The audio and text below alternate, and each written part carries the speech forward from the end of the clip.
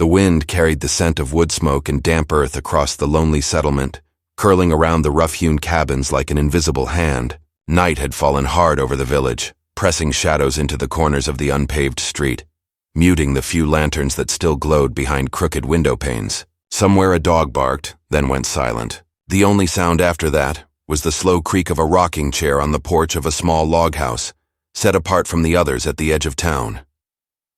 Inside that cabin, the fire in the stone hearth burned low but steady, casting a warm glow on the wooden walls. A man sat at the table, shoulders squared beneath a weather-worn vest, the brim of his black hat still low over his eyes. He had spent years out on the plains driving cattle and breaking horses, his face cut by sun and wind, his hands scarred and strong. The people in town whispered about him, how he had drifted in one winter with a bullet wound in his side and a past no one dared to ask about. Some called him dangerous, others called him necessary. All agreed he was a man of his word, even when that word was given at gunpoint. In the corner near the narrow bed lay the girl who had arrived only that morning with the preacher's wagon. She was younger than most who came west on their own, a slender figure wrapped in a simple traveling dress still streaked with dust from the trail. Her hair spilled like dark silk across the pillow, her breathing soft and even. She had told no one much about herself, only that she had lost her family on the journey and had been taken in by distant relatives who soon could not keep her. When the preacher stopped at the settlement, she had stepped down from the wagon clutching a small bundle and a letter, her eyes wide with something between hope and fear. The townsfolk had watched from their doorways. Few women of her age came alone to a place like this. Fewer still carried a sealed letter addressed to a man already known for keeping to himself. Yet she had walked straight up to the cabin at the edge of town and handed the letter to the cowboy without saying a word. He had read it once, jaw tightening, then folded it neatly and slipped it into his vest. After that, no one knew what was said between them. Now as the fire hissed and cracked, the girl stirred in her sleep.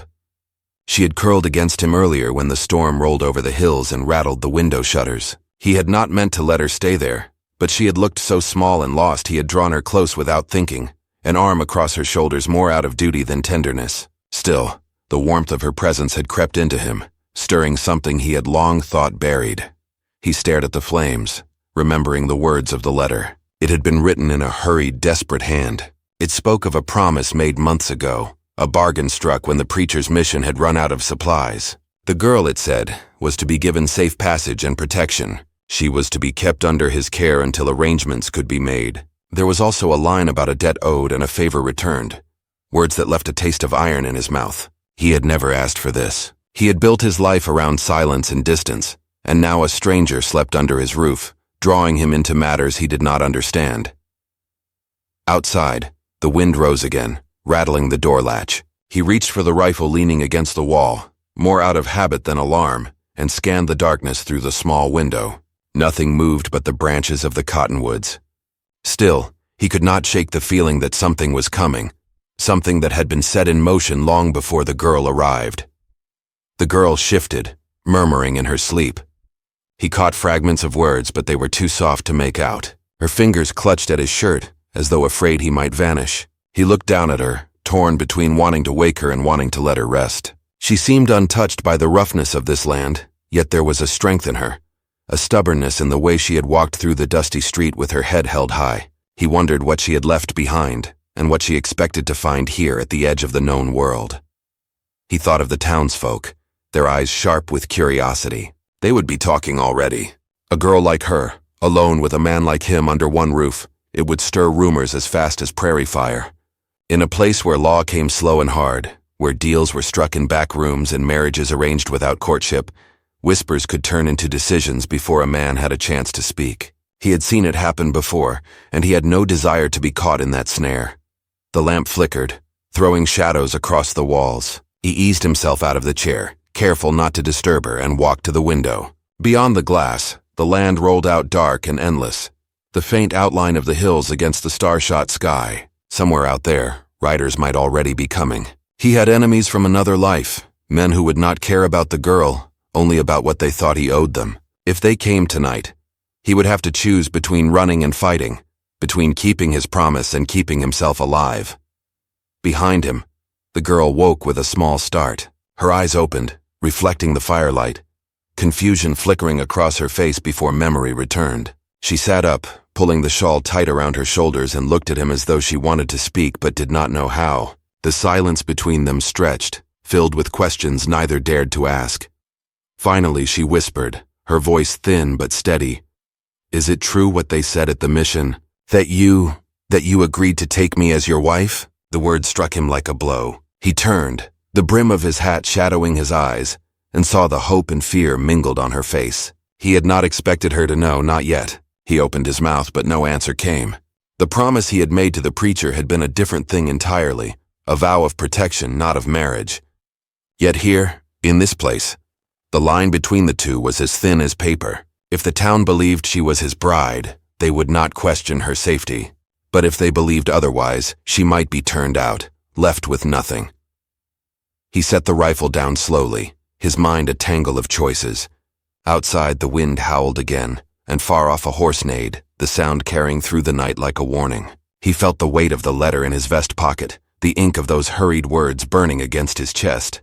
She waited, eyes wide, hands trembling just enough for him to notice. Somewhere in that silence lay her fate and his own. He drew a slow breath, knowing that whatever he said next would bind them both to a future neither had planned.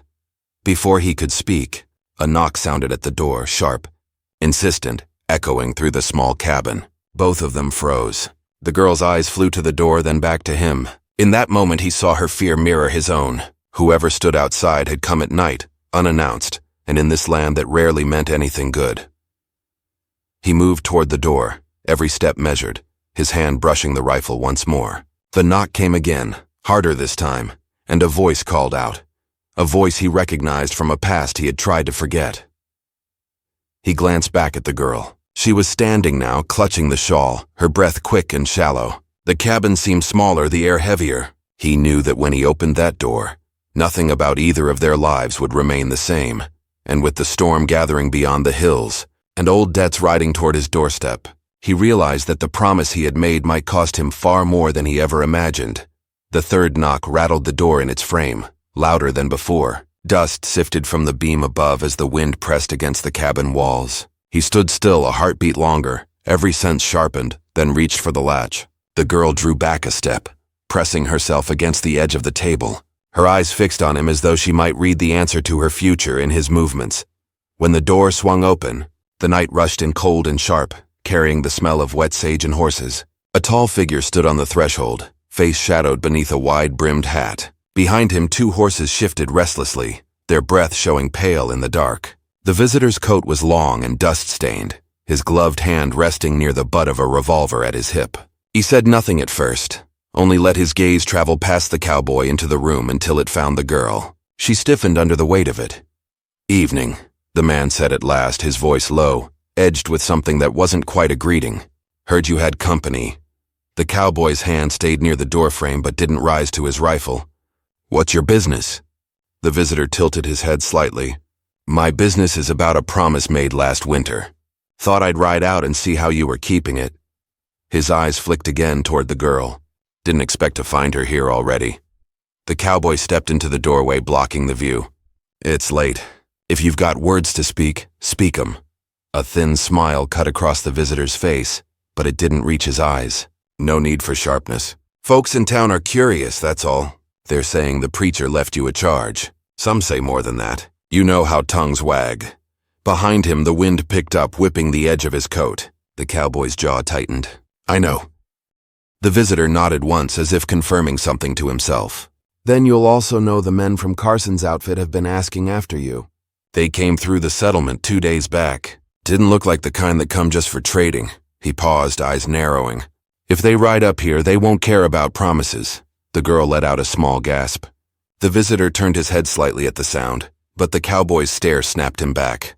"You've said your piece," the cowboy said quietly. "Now ride back before the storm closes the pass." For a moment, the visitor looked like he might argue. Then he tipped his hat, stepped back into the dark, and swung into his saddle. The horses moved off, their hoofbeats fading into the night until only the wind remained. The cowboy closed the door slowly, the latch clicking into place like a lock on a cell. He turned to find the girl standing rigid by the table. "Who was that?" she whispered. "Someone who should have kept riding," he said. His voice was calm, but his hands trembled slightly as he moved away from the door. Get some rest. Tomorrow we may have to leave. She shook her head. You're not telling me everything. That man. He looked at me like he knew who I was. He didn't answer. He crossed to the hearth and crouched, stirring the fire back to life with a poker. Sparks rose, bright and brief, before vanishing into the chimney. She watched him, her fingers twisting the edge of the shawl. I never asked to come here, she said softly. I only did what I was told. The preacher said this was the only way to keep me safe. He said you would protect me. He closed his eyes for a moment. I promised to protect you. That's still my word. Protect me from what? She pressed. Why would someone want to harm me? I don't even know this country. He straightened, setting the poker aside, and met her gaze. Because this country isn't what it looks like from the wagon seat. People out here trade more than goods. They trade land, power, and secrets. Sometimes a person becomes part of the bargain. Her lips parted, but no sound came. She sat slowly in the chair he had just vacated, staring into the fire. Outside, the storm built, the first low rumble of thunder rolling across the hills. He listened to it, weighing their choices. The girl had been thrust into his life with no warning, but the letter in his vest had made it clear. Her presence was not a mistake. Someone had sent her to him, and someone else might be following. He poured water into a tin cup and handed it to her. She drank, her hands unsteady. What's your name? She asked at last, realizing she had never spoken it aloud. He hesitated, then gave it. She repeated it quietly, as if testing its weight. I'm not supposed to be your bride, she whispered. Am I? His jaw clenched. No. Then why did that man act like I was? Because it's easier for the town to believe a story than a truth, he said. A girl alone, a man with no family. Folks see what they expect. It keeps them from asking questions, and questions get people hurt. She stared at him, trying to read the lines of his face. Then what am I to you? He looked away, toward the window where the night pressed close. Right now, he said, you're someone I have to keep alive. Lightning flashed across the hills, throwing their shadows huge against the cabin wall. The girl shivered. And if those men come from Carson's outfit? He didn't answer immediately. He went to the corner, checked the rifle, and began loading shells into the chamber. Each metallic click echoed in the small space. Then we leave before they get here, he said. There's a trail through the pass the riders don't know. It leads to the old mining camp. We can lay low there until I figure out what they're after. She swallowed hard. And if they find us? He looked at her then, and the weight in his eyes made her breath catch. Then we fight. The wind hammered against the shutters. Somewhere in the distance a coyote called, the sound thin and lonely. He set the rifle aside again and sat across from her. For a long moment they listened to the storm and the beating of their own hearts. Tell me about before, he said finally. The preacher's mission. How you ended up there. She drew the shawl tighter and stared into the flames. I don't remember everything. It was all so fast. My parents were traveling west, looking for land. We were attacked on the trail. I woke up days later in the mission, feverish. The preacher said I was lucky to be alive. He said the Lord had spared me for a purpose. He wouldn't say more, just that I had to go with him until he found someone who could take me. Her voice faltered. Then he told me you'd agreed. He said I'd be safe. He rubbed a hand over his jaw. Her story matched the letter but left too much unsaid. If her family had been attacked, someone might be looking to finish what they started, or to silence her. And the preacher, who had seemed so insistent, had vanished from the settlement without a trace. Did you ever see any of the men who attacked? He asked. She shook her head. Only shadows, voices shouting. Then nothing. Thunder cracked overhead closer now. He stood and began gathering what little he owned. A bedroll, a saddlebag, a few tins of food. Get some sleep if you can, he told her. We ride at first light. She didn't move. And if those men come before dawn? He met her eyes. Then you stay behind me. He turned back to his packing, but her quiet voice stopped him. Why are you helping me? You could have sent me away, he hesitated. Because once I gave my word, he said simply. And out here a man's word is the only thing that keeps him from becoming like the rest. Yes, you can. He pushed the revolver into her hands. If anyone comes close, shoot. I'll be right behind you. She stared at him, then at the beam. Rain slicked its surface, making it shine like glass. Below, the wind howled up the cliff face. More men spilled onto the ledge, shouting. One raised a rifle. The cowboy stepped between them and her, drawing his knife, his eyes hard. Go! He roared. She stepped onto the beam, arms out for balance, knees trembling. The drop yawned beneath her. She edged forward, 1 foot at a time, heart hammering. The storm gusted, nearly throwing her off. She clutched the revolver, knuckles white, and kept moving. Behind her, shots rang out. Sparks leapt from the rock as bullets struck. She glanced back once and saw the cowboy fighting, knife flashing, his body a blur. One man went over the edge, his scream lost in the wind. She reached the far side of the gap and collapsed to her knees, gasping. She turned, revolver raised, but the cowboy was still on the other side, blood on his sleeve, 3 men closing on him. Their eyes met across the gap. His expression was fierce, almost calm. Another gust of wind tore at him, rain streaming down his face. He shouted something she couldn't hear over the storm. Then one of the men lunged at him, and both of them went crashing toward the edge. She screamed his name, but the wind ripped it from her mouth. The revolver shook in her hands. More men poured onto the ledge, the gap between them and her shrinking. She backed away, feet slipping in the mud, staring at the beam where the cowboy had been. And above the roar of the storm and the shouts of the men, she heard the sound of horses somewhere below, climbing toward the trail. Reinforcements or rescue, she couldn't tell. The sky cracked with lightning, throwing everything into a white flash. She stood frozen on the far side of the gap, revolver raised, waiting to see who would appear out of the storm first. Rain poured down the side of the cliff as if the whole sky had split open. The girl crouched low, the revolver heavy in her trembling hands, staring across the broken ledge where the cowboy had disappeared. The shouts of Carson's men were drowned by the wind. For a long heartbeat, there was nothing but the sound of the storm and her own ragged breathing. Then movement on the other side caught her eye. A hand gripped the edge of the rock. Mud and water streamed around it. The cowboy's face appeared pale but set with grim determination, and he hauled himself back onto the ledge. One of Carson's men lay motionless at the edge, the other 2 backing away, shocked by the ferocity of his fight. He stood, swaying slightly, and raised his knife once more, a silent warning. The men glanced at each other, then at the raging drop below, and turned to flee back through the crack in the rock. The girl lowered the revolver, relief breaking through her fear. She called to him over the wind, "Come on!" and stretched out a hand toward the timber beam. He looked at the slick wood, the gap yawning beneath, and then at her. Blood stained his sleeve, but his eyes held the same quiet strength they had since the night she had fallen asleep against his chest. Slowly, carefully, he stepped onto the beam. The wind gusted, but he kept his balance, eyes fixed on her face. She knelt at the far end, reaching for him, whispering encouragement. Step by step he crossed until finally he was close enough for her to grab his arm. Together they scrambled onto solid ground, collapsing against the wet grass as the storm roared above. For a moment, neither spoke. Then he shifted to sit up, wincing at his wound. She pressed a hand to his arm to keep him still. "You're hurt. I've been worse," he said with a faint smile. "We've got to get off this ledge." Below them, the sound of horses came again, clearer now. She tensed, but he tilted his head, listening.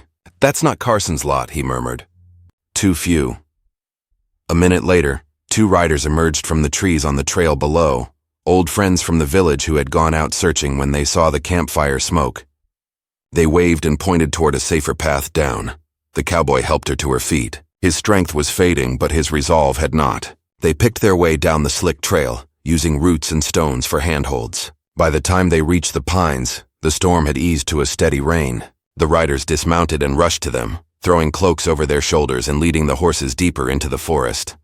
For the first time in days, the girl felt a flicker of safety. She clung to the saddle as they rode toward the village, the smell of wet pine and horse sweat grounding her. Behind them, the mountain loomed, swallowing the mine and its dark secrets. They reached the edge of the settlement at dawn.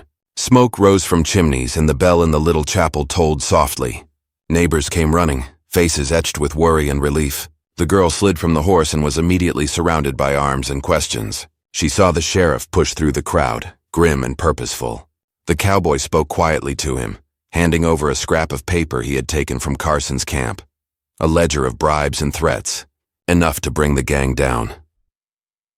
By noon, riders were already on the trail to intercept Carson before he could flee the territory. For the girl and the cowboy, though, the fight was over. They sat on the porch of the doctor's house while his wound was stitched and bandaged. The rain had stopped and the sun burned through the mist, turning the muddy street into a ribbon of gold. She watched him silently, fingers twisting in her lap. "Why did you do all this?" she asked at last. "You didn't even know me." He looked at her for a long moment. I knew enough. You deserved a chance to live same as anyone. She lowered her eyes. They said I was promised to Carson. That I was already his jaw tightened.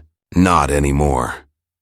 For a while they listened to the bustle of the village, the hammering of carpenters repairing storm damage, the laughter of children running through puddles. Life was creeping back into the place after weeks of fear. People stopped to thank the cowboy, to press his hand. Some brought bread or coffee. He accepted their gratitude quietly, though his eyes stayed on the horizon. That evening the girl went to the chapel. Candles flickered against the carved wooden walls. She knelt, whispering a prayer she hadn't known she remembered, then stood and walked back out into the dusk. The cowboy was waiting by the hitching post, his horse saddled, the sky glowing red behind him. You're leaving, she said softly. I was never meant to stay, he replied. The sheriff can handle the rest. This town'll be safe now. She stepped closer, rain-damp hair curling at her shoulders. Where will you go? South, maybe. Work the drives. There's always another trail. She hesitated. You saved me, and now... She swallowed. I don't even know your name. He gave a small, tired smile. Names don't matter much out here. What matters is what you do, she nodded, blinking back tears. I don't know how to thank you.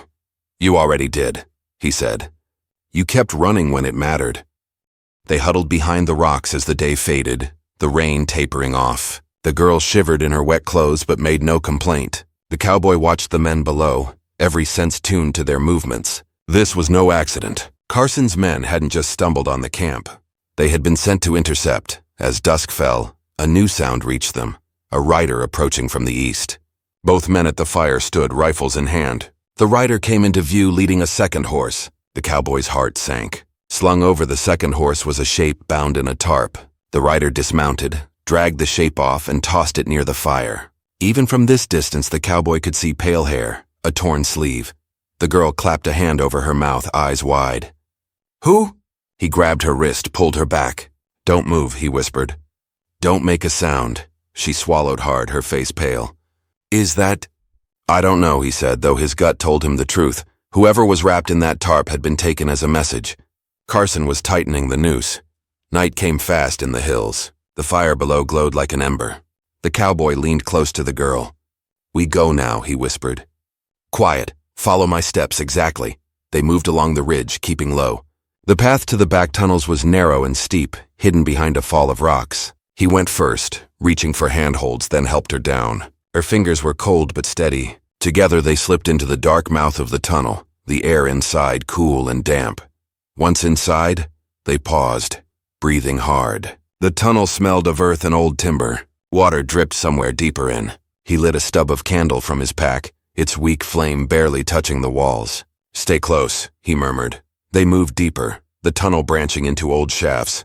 Rusted rails ran along the floor where ore carts had once rolled. In one of the side chambers he found a small room still intact, an old foreman's office with a door that could be barred from within. He ushered her inside, set down their gear, and doused the candle. In the dark, she spoke barely above a breath. Those men, they'll find us. Not tonight, he said, though he wasn't sure. He sat with his back to the wall, rifle across his knees. Try to rest. We'll move again before dawn. She curled up on the floor, her head against her arm. The silence of the mine wrapped around them, broken only by the drip of water. Somewhere far above, the wind howled through broken timbers, carrying the scent of smoke and horses. The cowboy stared into the dark, every muscle tense. Outside in the valley, Carson's men waited with their fire and their captive, bait for a trap he couldn't yet see. In the tunnels, old memories pressed close, the sound of boots on stone, of voices raised, of choices made and regretted. He had thought he left that life behind, but out here, under the weight of the mountain, he could feel it closing back in, as real as the girl sleeping a few feet away. He shifted, listening, certain he had heard a faint echo of footsteps deeper in the mine. He held his breath, straining. The sound came again, soft and slow, not from her, not from him. Someone was moving in the dark. He raised the rifle, sighting into the black. Who's there? He whispered, though he knew no answer would come. The drip of water continued, then silence. The hair on the back of his neck rose. He glanced at the girl. She was awake now, eyes reflecting what little light remained. Her hand clapped over her mouth. Somewhere in the labyrinth of tunnels, a low chuckle echoed, then stopped. He tightened his grip on the rifle. The past was no longer behind them. It was here in the dark, waiting. The tunnels felt alive with echoes. Each drip of water became a footstep, each gust of air a whisper sliding along the damp timber beams. The cowboy crouched low, rifle steady, eyes fixed on the black corridor beyond the little foreman's office. The girl sat against the far wall, arms wrapped around her knees, her breath shallow. She could hear the pounding of her heart more than the storm outside. It was as if the mountain itself was holding its breath.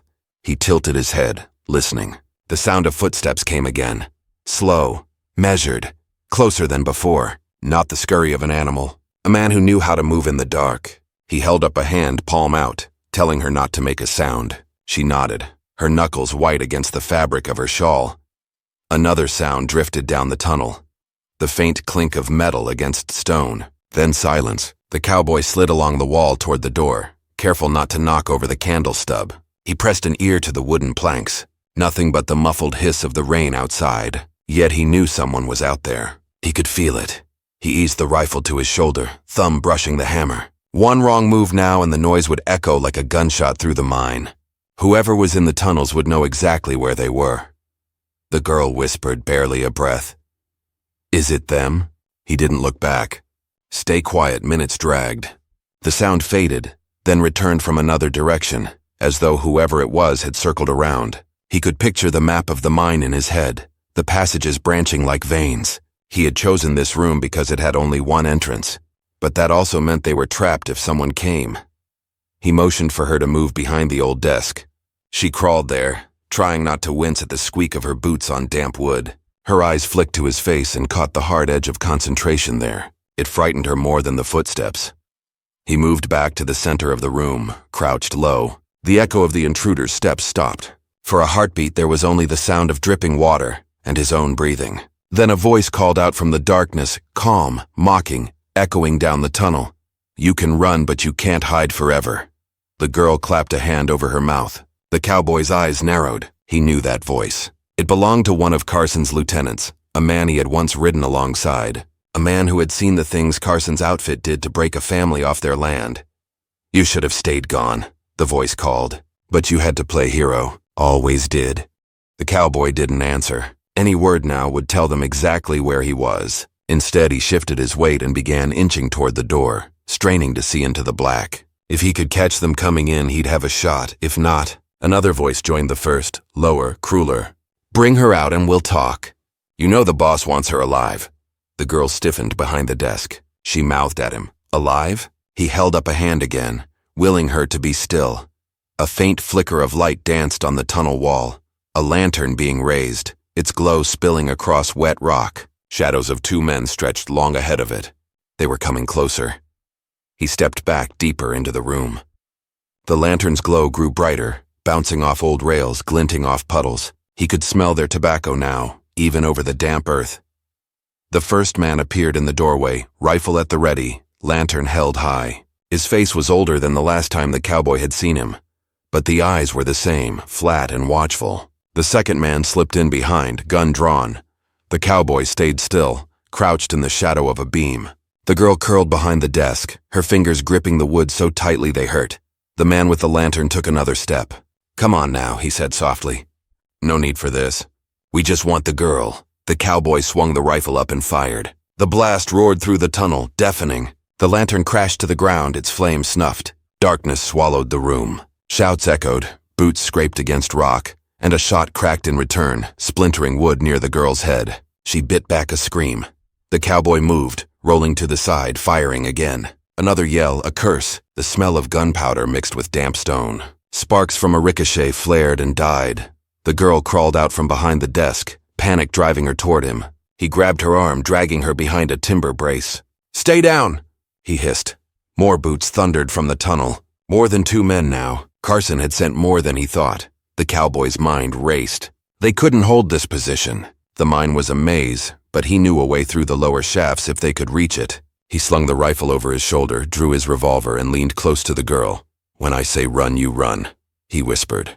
"Don't stop, don't look back." Her eyes were wide and wet. "Where?" "Follow the rails. They'll lead out the back. Go up when you see daylight." Another shot slammed into the beam above them, showering them with splinters. He fired back, then grabbed her hand. Now! They bolted from cover, feet splashing through puddles, the revolver barking behind them. Voices shouted, echoing. A bullet sparked off the rail beside them. The girl stumbled, but he hauled her upright, dragging her through the dark. The tunnel twisted, opened into a wider chamber with old ladders leading up. He shoved her ahead. Climb! She scrambled onto the first rung, slick with moisture. Her dress caught, but she tore it free, climbing higher. He fired back into the tunnel, silhouettes moving in the muzzle flash, then followed her up the ladder. They emerged into another passage, narrower, the ceiling low. He could feel cold air seeping in from somewhere ahead. He grabbed her hand again and ran, boots slipping on loose gravel. Behind them, the men cursed and fired, their shots wild in the dark. The passage opened into an old winch room, its beams creaking under the weight of time. Rusted chains swung gently, clinking. In the far wall, a crack of daylight showed where the mountain had shifted. Their way out. But between them and the crack was another man, stepping out of the shadows, gun raised. The girl froze. The cowboy threw himself forward, knocking her down just as the shot rang out. It slammed into the post where her head had been. He rolled, fired once, missed, fired again. The man staggered, but another figure appeared behind him. The girl scrambled to her feet, running for the crack of light. She squeezed through, the rock scraping her shoulders, and tumbled out onto wet grass. She turned, reaching back. Come on! Inside, the cowboy fired again, his last round. The second man dropped, but more boots thundered down the passage. He dove for the crack, squeezing through as bullets chipped stone behind him. They tumbled out together into the open, the storm clouds breaking above, the air sharp and cold. They were on a narrow ledge high above the valley. Below, the old camp smoldered, smoke curling up. The path down was a slick ribbon of mud and loose rock. The girl clung to his arm, eyes darting. They're coming.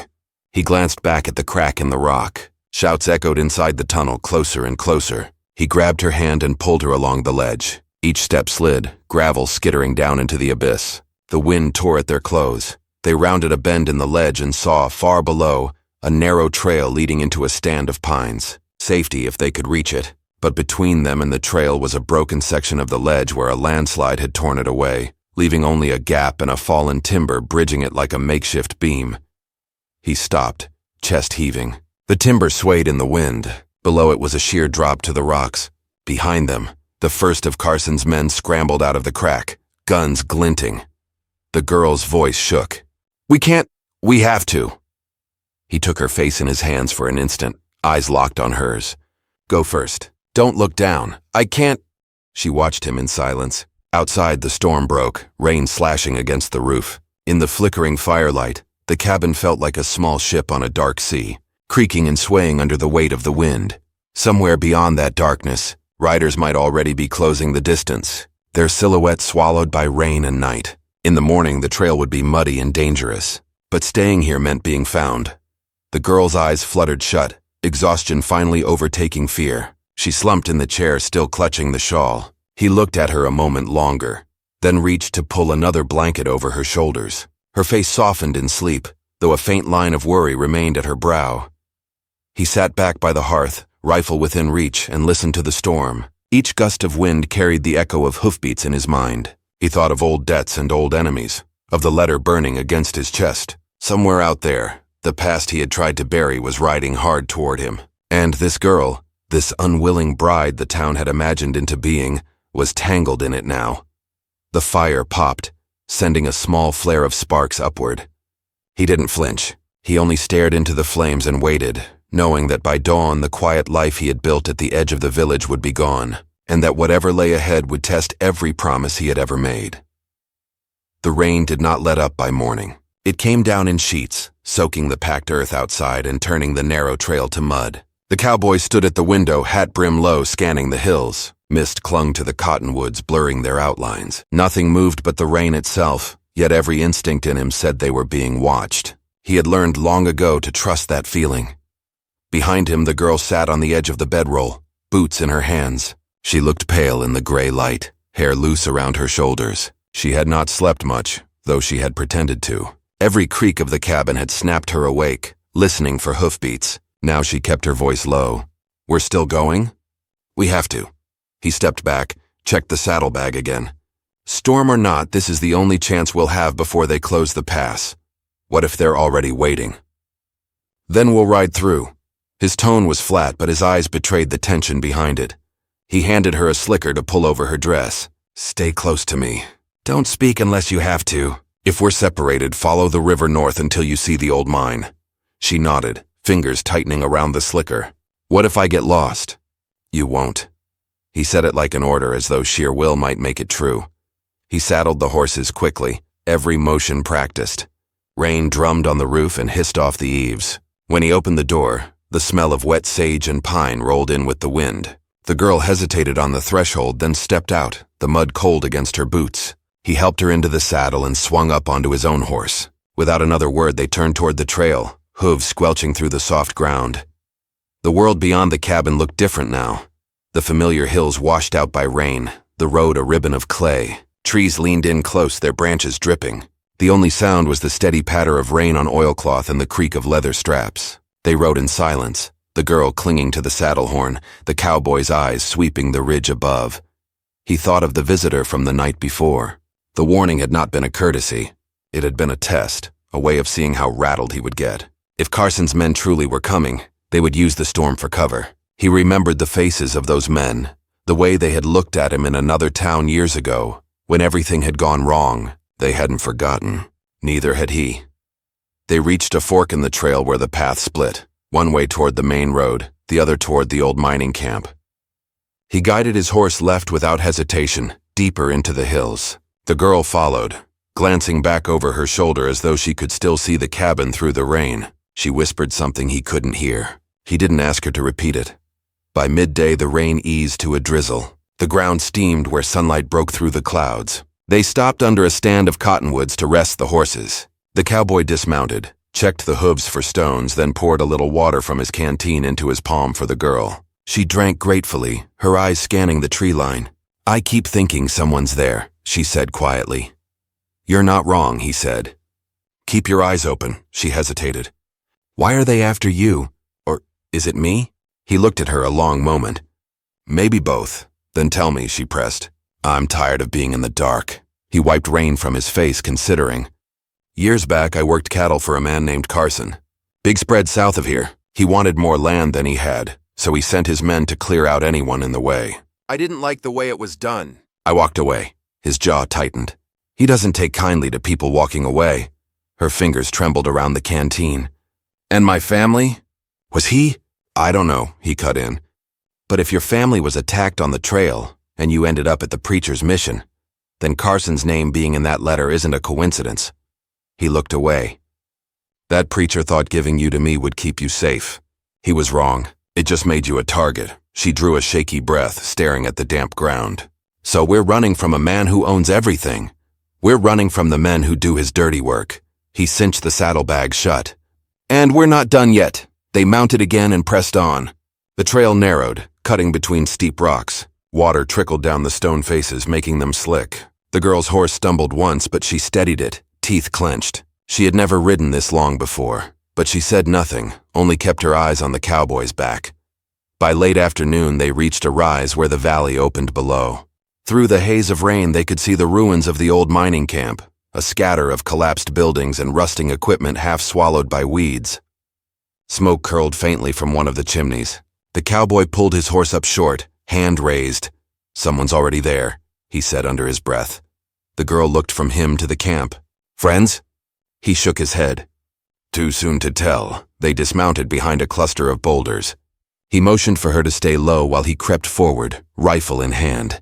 The ground squished under his boots, each step careful. He reached a vantage point where he could see the camp clearly. A small fire burned under the shelter of an old roof. Two men sat near it, their horses tied in the shadows. He recognized one of the brands on the horses, Carson's. He returned to the girl, his face grim. "They're here. What do we do?" "Wait for dark." He scanned the hills. "There's another way in through the back tunnels. We'll slip in and take shelter without them seeing.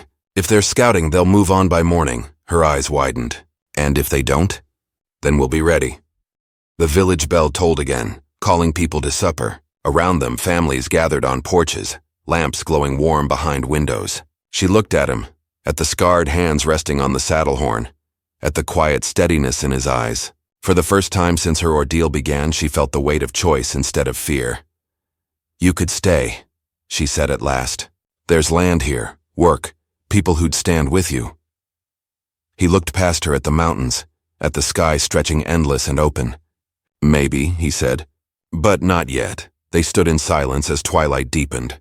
Finally, he swung into the saddle. She reached up and touched his arm. "Ride safe," she whispered. He tipped his hat. "You too." Then he turned the horse and rode toward the edge of town, the hoofbeats fading into the hush of the prairie. She watched until he was only a shadow against the setting sun, then turned back to the village. People were lighting the street lamps, laughter echoing down the muddy lane. The future was uncertain, but it was hers again. In the weeks that followed, Carson's gang was broken up by the sheriff and the territorial marshal.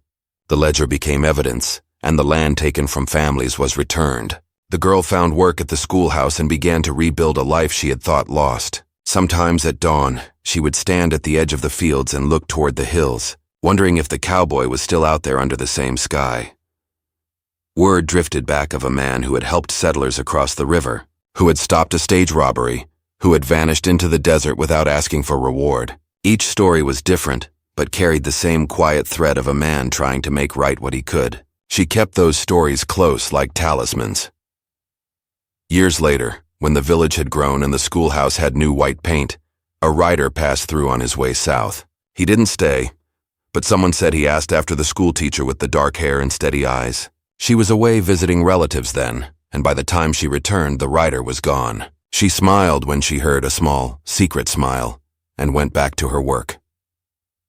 The West kept rolling on, wild and wide, but the story of that stormy night lingered in the town's memory. They told it not as a tale of ownership or capture, but as one of courage, of a man and a woman who stood against fear and chose freedom. In that way, the legend became something larger than the two of them, a reminder that even in a hard land, people could fight for each other without taking away what made them whole. On quiet evenings, as the sun dropped behind the hills and the sky turned the color of old copper, she would stand on her porch and listen for hoofbeats. Sometimes she thought she heard them, faint and far away like an echo from a dream. And even though he never came back, she carried the certainty that their paths had crossed for a reason, and that in helping her he had found a piece of his own redemption. The wind moved through the grass like a whispered promise. The town bell rang. Life went on. But the memory of the cowboy and the girl who refused to break lived in the hearts of the people, a quiet fire against the darkness of the past. It was not a story of a reluctant bride anymore, but of two souls who met in the Wild West and walked away free.